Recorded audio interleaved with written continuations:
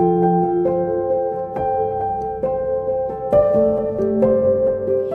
everyone, and welcome back. Today I wanted to take you along and show you how all of my cool hardy annuals are doing. Some of them we started last summer and planted them out in the fall, while others we started earlier in the winter and planted them out really early spring, where I had to put frost cloth on and off over and over. And some we even planted out just last month in April.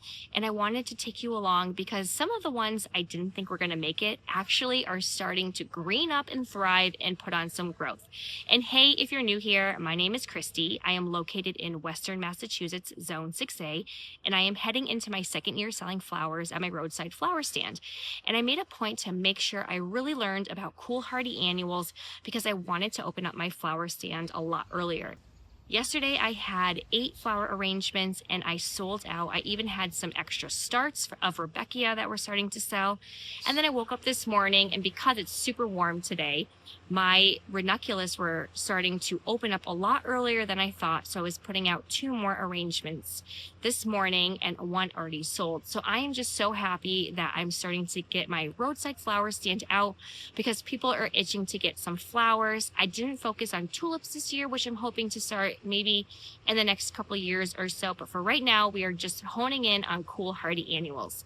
So I'm going to take you along through the beds where you can see what things I am having some good success with, whether that was fall planting, if it overwintered, if starting it and getting that frost cloth on and off actually worked, and hopefully we can get some blooms since it is now mid-May.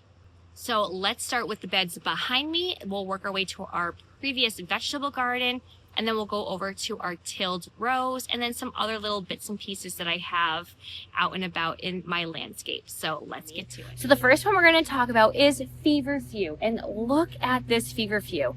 So right here, this is the Feverfew that I fall planted. So that means that we started it in the summer. We planted it about 6 to 8 weeks before my average first frost date, which is going to be mid-October. And these stems are so dang tall. I am so excited. I absolutely love Feverfew. I only grew a little bit of it last year, and it was on the shorter side. So once learning about cool flowers, I decided I would give it a whirl and plant it in the fall. And I mean, they are over 2 feet tall, so I'm super excited. And I did plant these rather closely. If you're new here, I tend to plant my flowers a lot closer than the recommended spacing because I'm just so limited. But I would say that these stems are nice and sturdy. They're straight. This is the tallest one right here. So I'm hoping that by using the tighter spacing, it'll hopefully help elongate these stems. But I'm going to make sure that I take note of everything. So I already wrote in my notebook, you must start Feverfew in the summer, plant in the fall, because they are super tall. I'm going to show you right now what my spring planted Feverfew looks like. So as you can see, it's a lot shorter. It's maybe only about 3 to 4 inches right now, but I'm hoping by doing this, I am going to have some succession planting. Right here is actually some Feverfew that wintered over from last year. So this was planted last spring. I was able to harvest from it, and it's actually doing quite well. So I'm very happy about that. I'm hoping to have multiple successions of Feverfew. This year I added a few other new varieties, and then I also winter sowed some Feverfew. Those are not even 1/4 of an inch tall, so those will be planted out later, and then hopefully I will get some harvest from them either maybe later this year. If not, I'll have them established and I can get some of those for next year. So Feverfew is definitely a must-have, and I'm very excited to be having it spread out all through my garden so I can pick and choose some or leave some in my landscape.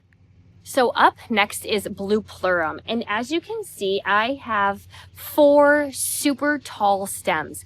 Those were planted in the fall, and unfortunately those were the only ones that wintered over. I had this whole entire area planted in the fall, and only those 4 survived, but I was able to start some earlier this year. I planted them out and they were super leggy. I didn't know how they were going to do. They just seemed so floppy, but they are really now starting to establish and the plants are just starting to grow. So I'm very excited to have a few blue plume to add to my roadside flower stand bouquets. Up next, we have Dianthus, and as you can see, this tall variety right here, these were planted in the fall. So I have learned that my Dianthus, this is just a regular biannual seed packet that I purchased, and they overwintered phenomenally. I did start some Amazon series as well. Those are a little bit shorter. I started those this winter and transplanted them out in the early spring. And they're a little bit on the short end. I'm not quite sure if it's because the weather has been fluctuating so much. I do have one of my Amazon series blooming right now, but these ones right here, they are so tall. I mean, their stems are at least 2 feet tall, and I even have some that I did winter sowing with that are over in my perennial strip right now.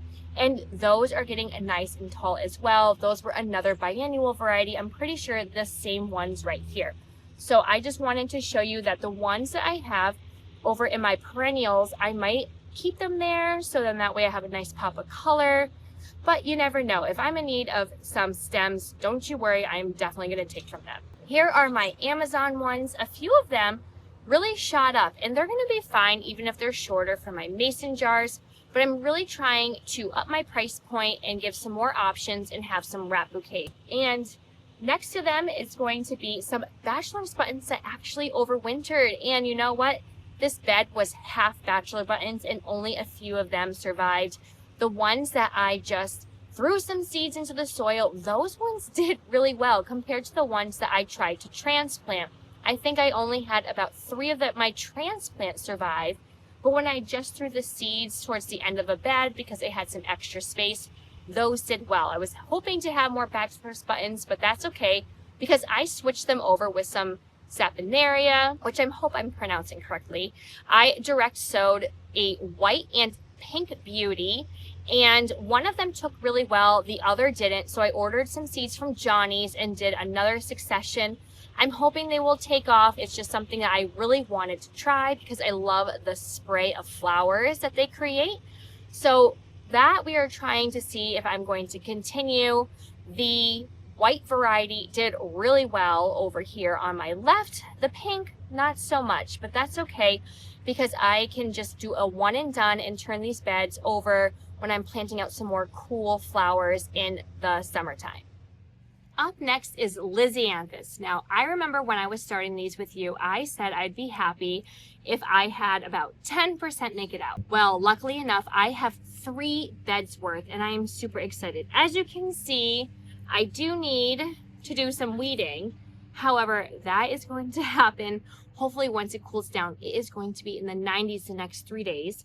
So I am going to work on this, not today because it's super hot. I'm going to wait until next weekend or the weekend after. But right now I am just thrilled. They are doing really well. I have been making sure I fertilize them every single weekend. I use an Alaskan fish emulsion fertilizer right now, and that has really helped them put on some growth compared to some of them that might still be a little bit smaller, but that's okay. I will be netting these and getting my nets up probably in the next couple weeks or so. It's only mid-May. I'm expecting to maybe have them flower around July, so we have some time. But once they start getting a little bit longer like this, I'm going to make sure I put some netting up because it does get fairly windy over here.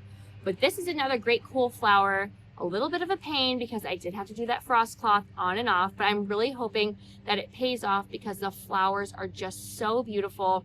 And to have this many successful ones from trying them out for my first time, I am going to take this as a win. These are going to be my 3 beds. I'm so excited to have another focal flower that aren't just my dahlias come this summer. These were really hit bad with fungus gnats too in the trays.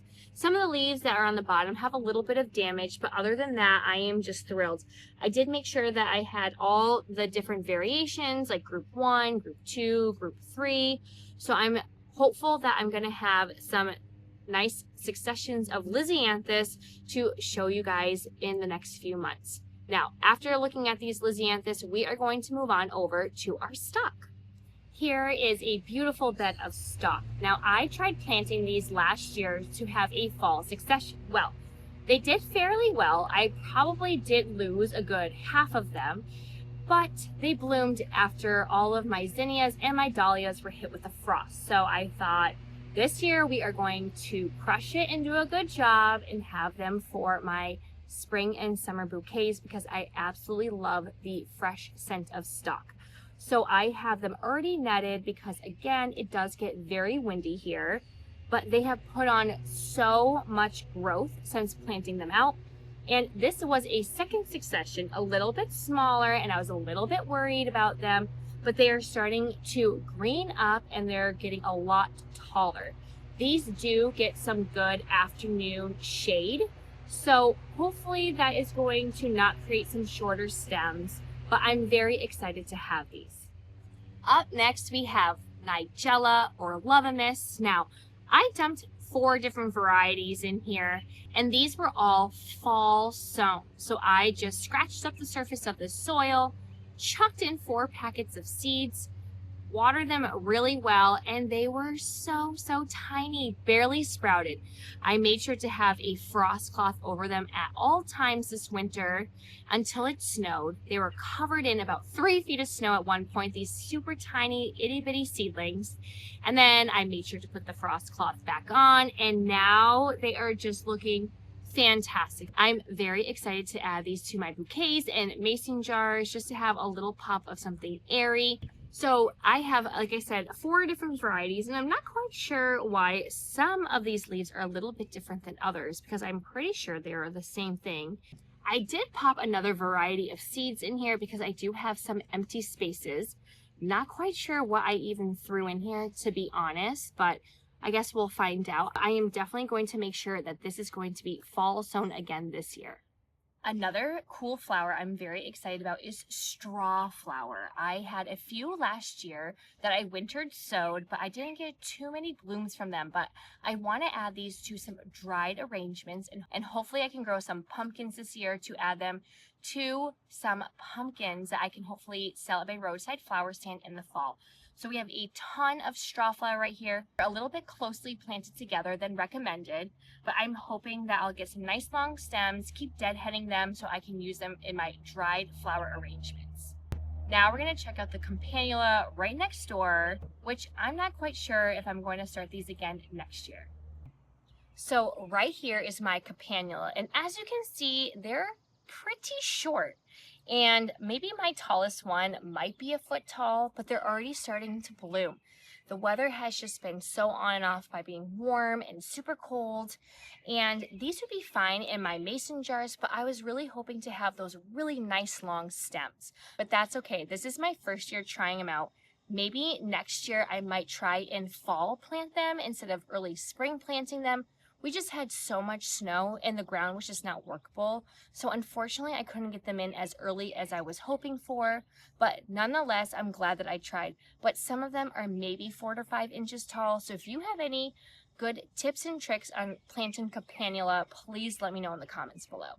Next up is Status, and I am so excited to get these in and hopefully reap all the benefits of having this flower. I've heard nothing but great things, especially for using them for drying, for wreaths, for your arrangements. There's just so many uses, and these were looking super sad. I didn't know that when you were starting to grow them indoors that they were going to be this orangey tinge or like a reddish, and I was afraid I was killing them. But nonetheless, I heard they are just drama queens and they are greening up so nicely, especially with this warmer weather that we are having. Again, with all of my cool hardy annuals, I am giving them a once a week or every other week fish emulsion just to help them with some root development, so then that way they can just start blooming when the time comes and we can have some great stems to use. Now over here to my left is going to be my stock and some of my snapdragons I had left over.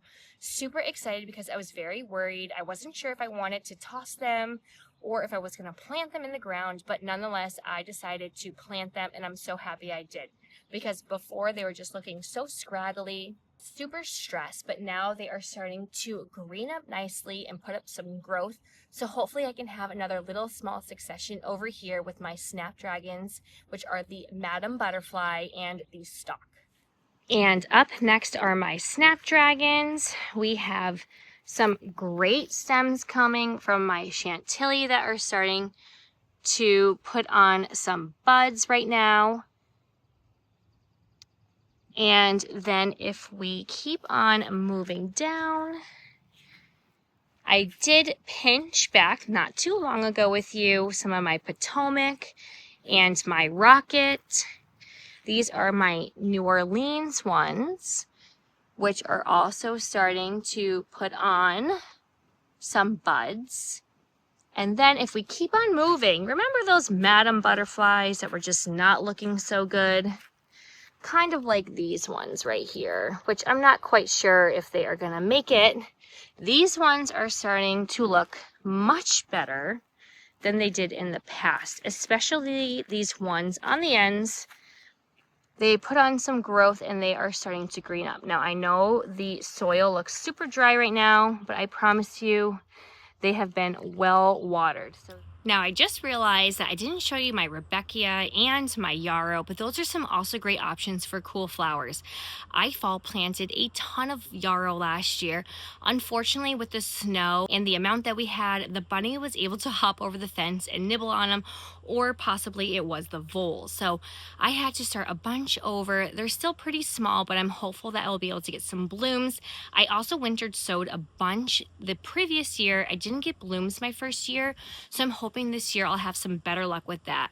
Now my Rebecca, I have it scattered all throughout my backyard in some perennial strips, but over here in my tilled beds, they're still quite small, so I'm hoping that I can get some of the Goldilocks and my perennials going so I can add those to my fall flower arrangements or later this summer. So if you would like to stay updated and see everything that is going on, and hopefully I can show some more of my arrangements and what is going on at my roadside flower stand, make sure you hit like and subscribe and hit that bell button, and I will see you all next time. Happy gardening. Bye.